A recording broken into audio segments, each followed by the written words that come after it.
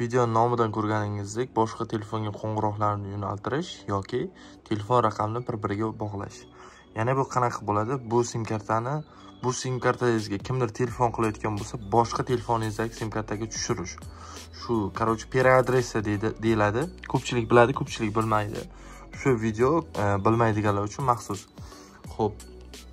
Buning uchun nima qilishimiz kerak? Bitta telefon o'zi kerak bo'ladi. Yulduzcha reshotka 21 yulduzcha plus 998. Xo'p, endi misol qaysi nomerga ulamoqchisizlar? Misol o'sha nomerga ulasanglar, mana shu nomerlarga telefon bo'lsa, o'sha nomerga boradi avtomatik. Xo'p, misol uchun 94 lik 222 44 66. Misol uchun shunaqa yozasizlar va oxirida yulduzchani qo'yasizlar.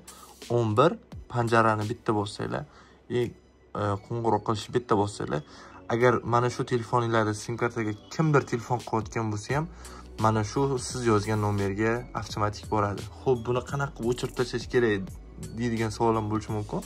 Xo'p, reshotka 21 reshotkani yozsanglar bo'ldi. Hamma o'sha hozir qilgan narsalarning hammasi o'chadi, har doimgidek bo'laveradi. Video foydali bo'lgan bo'lsa, Mr. Suhrob YouTube kanalimizga obuna bo'linglar. Rahmat hammaga, sog' bo'linglar, omon bo'linglar.